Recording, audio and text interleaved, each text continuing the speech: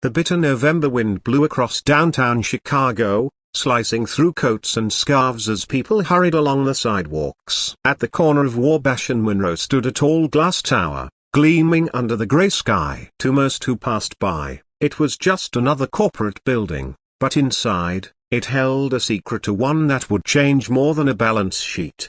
Inside the 24th floor, a woman in her early 30s sat behind a sleek desk with her laptop open and an untouched cup of coffee beside her. Elena Harper, the CEO of Harper Stein Holdings, wasn't in her usual tailored power suit today. Instead, she wore a simple black sweater, faded jeans, and sneakers that had seen better days. Her glossy chestnut hair was tied up in a messy bun. She looked less like the woman who controlled multi-million-dollar investments and more like someone who had wandered in from the subway. That was the point. Elena's company had grown fast, but growth brought distance. She no longer knew what her employees really thought, how they treated one another, or if kindness had any place left in the corporate machine. She had sat in too many board meetings where words like efficiency and profit margin drowned out compassion and humanity. That morning, staring at her reflection in the darkened laptop screen, she decided she needed to know the truth about the people who worked under her name.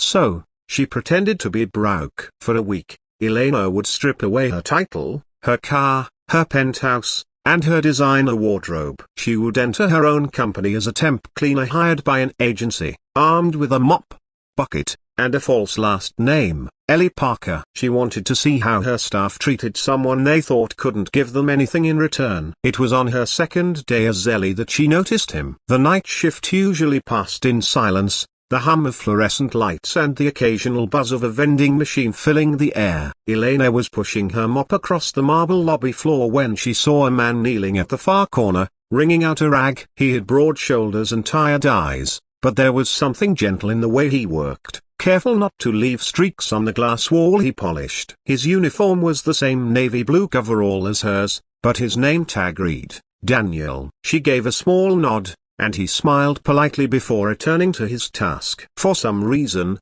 Elena found herself glancing at him more than once. Maybe it was the way he carried himself, steady despite the weight of exhaustion on his face. Or maybe it was the faint trace of a lullaby he hummed under his breath as though the silence would otherwise swallow him whole. Later that evening, during their 15-minute break, Daniel sat in the staff lounge with a thermos of soup.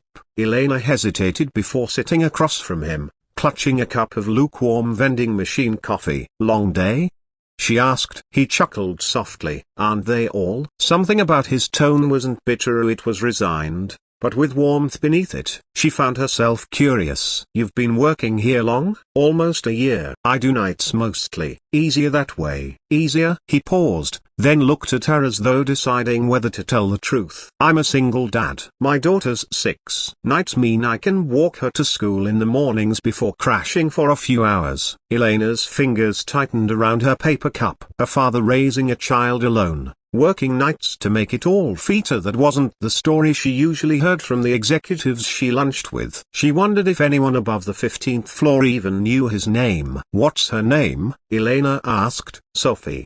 Brightest kid you'll ever meet. Loves to draw." His tired face softened with pride. "The other day, she told me she was going to design rocket ships so I wouldn't have to mop floors anymore." Elena smiled before she could stop herself. She should have stayed detached, but something about the sincerity in his voice broke through her practiced distance. That night, after their shift ended, Elena walked to the bus stop with him. She watched him pull out his phone, scrolling through pictures of a gap-toothed little girl holding up colorful crayon drawings. Her chest tightened unexpectedly. She had grown up in privilege, raised by nannies more than her parents. For the first time in a long while, she wondered what it might have felt like to be Sophia, so deeply loved, even in a world that gave her father so little.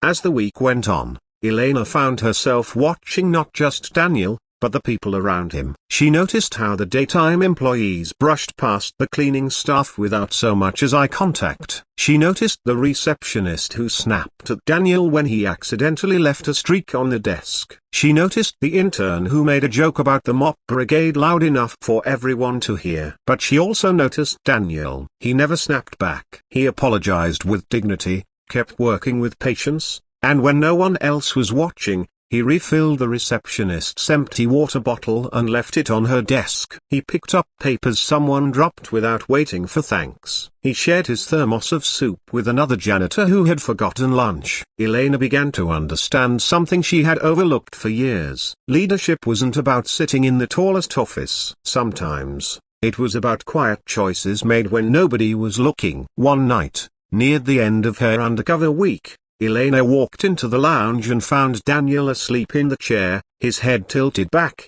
his arms crossed over his chest. The thermos of soup sat unopened on the table beside him. A sketchbook lay across his lap, filled with colorful crayon pictures. Sophie's drawings. She picked it up gently, flipping through pages of rainbows, rocket ships, and stick figures with big smiles. In every picture, there was a tall figure holding the hand of a smaller one, always together, always smiling. Her throat tightened. This man, who the company barely noticed, was giving his daughter something money couldn't buy. And she realized, sitting there in her worn sneakers and cheap jeans, that she felt more human in that moment than she had in years of board meetings and polished speeches.